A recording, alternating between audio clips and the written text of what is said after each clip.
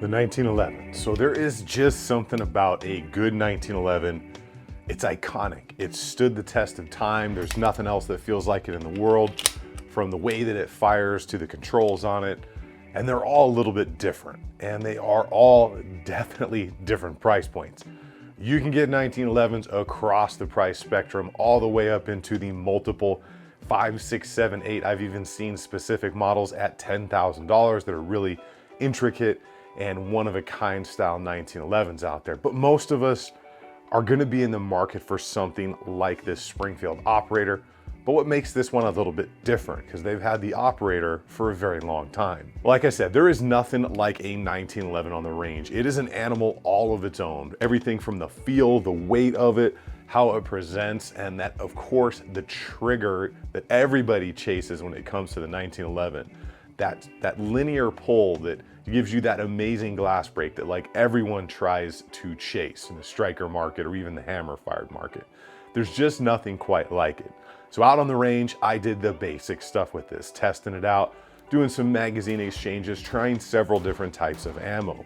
I ran everything from basic ball ammunition, critical duty, and critical defense ammo from Hornady.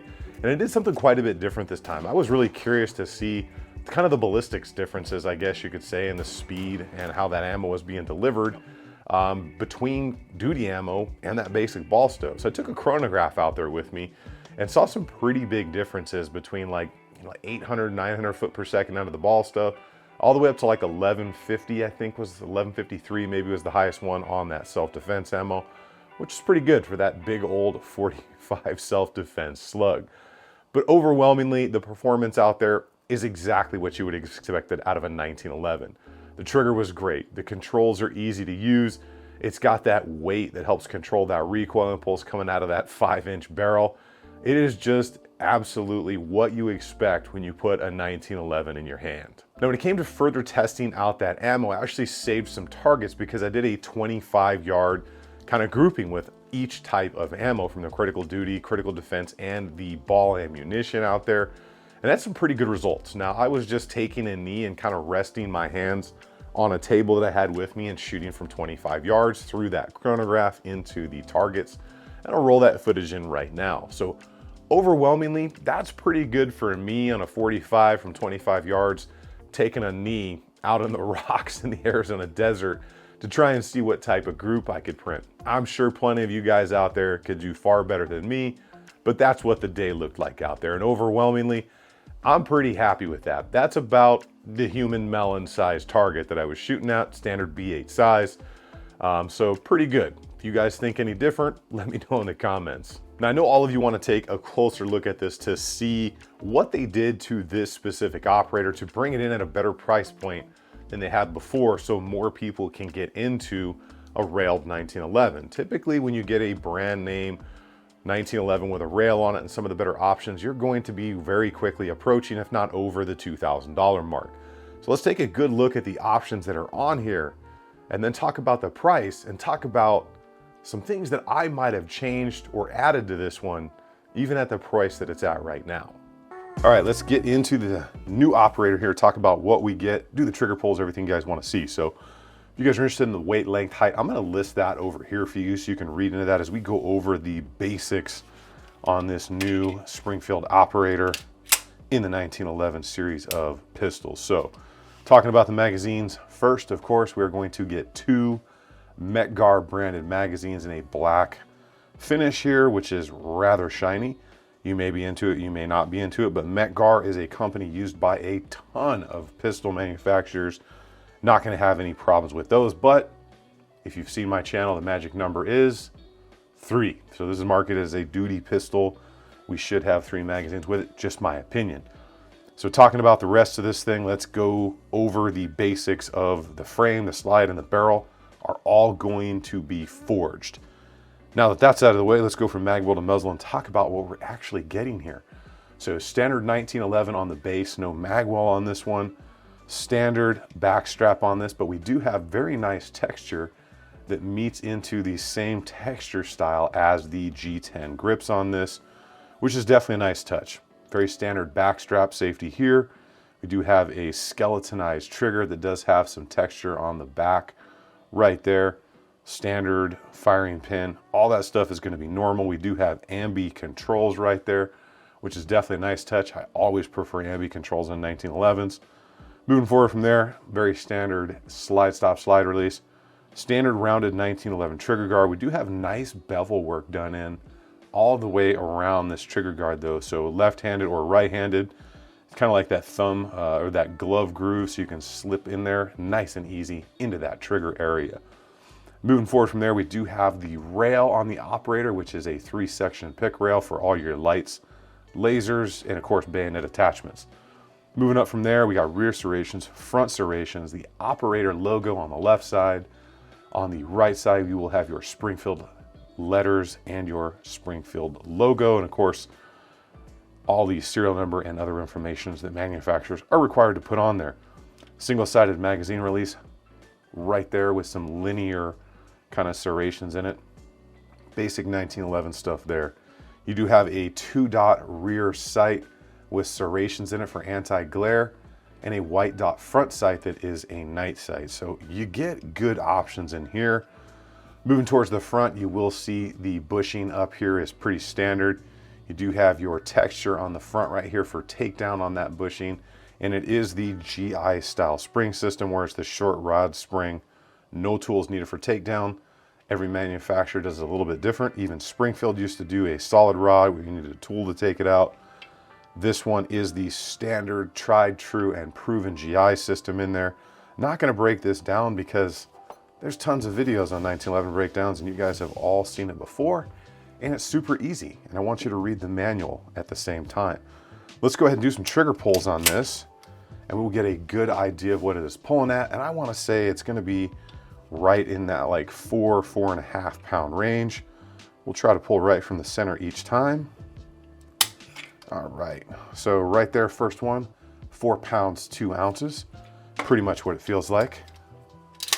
1911s are a little tricky for trigger pulls because you got to hold that back strap safety in. All right, so 4 pounds and about 4 ounces on that one. Very consistent.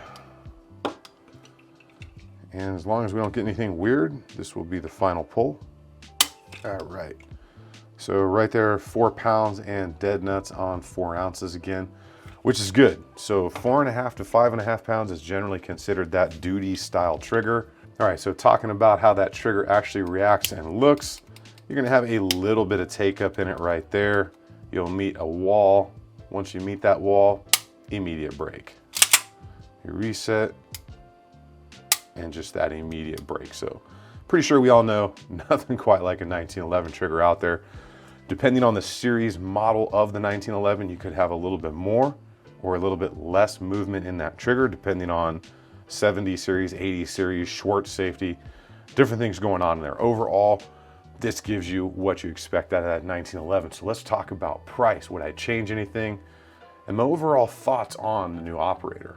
All right, well, now that you've had a good chance to see that up close and you know the specs on this thing, let's make this thing official and change our relationship status. Just go ahead and hit that subscribe button and definitely give the video a like if you are into, or if you're not into the 1911 thing, because I think everybody deserves a good quality 1911. So before we get into the price and everything like that, I wanted to talk about a couple things that maybe I would have added to this and would have liked to have seen it at the same price point. The first one for me is I would have liked to have seen texture around the front of the grip right there, that front strap. That texture only helps, not gonna hurt you. It just adds more grip, so when you're in that firing position, you can hold on to that thing just a little bit better. Now, although 1911s are nice and heavy with great triggers and everything, you're still shooting a 45 out of it. For some people, that might be a little bit much. However, the weight of this thing definitely tames it down, but you still know you're shooting, especially when you're shooting self-defense ammo, a 45. A little bit more of a recoil impulse than you're gonna get out of a 9mm. So that front strap, having serrations on it or some type of stippling, would have just been a nice touch to kind of put this over the edge. The next thing, and I didn't really know I liked this as much as I did because all of my other 1911s are traditional, that squared off trigger guard really did make a nice difference for me out on the range when it came to another model that Springfield puts out, the Emissary. And you can check that video out, I will link it down below. But having a little bit more trigger guard in there for my big old fingers and hands and to hold on to right here was just a nice touch, because the modern grip for shooting, you can see how little trigger guard there is left right there, and being that it's rounded off, I can kind of have a tendency to start slipping up over that, being that there's no texture right there either. So I think having that squared off trigger guard, maybe with a little bit of texture, would have really put this thing over the edge. All right, so that is all I'm going to whine about. So what does this thing right here cost us? What is the pound of flesh for a railed 1911 with the option this one is? Springfield's brought this one in at $11.59. Now, if you think about it, that sounds expensive, but remember, you're getting a good 1911 here. So to kind of give you something else, this is my Kimber TAC Entry 2, and this I carried at work for a very long time.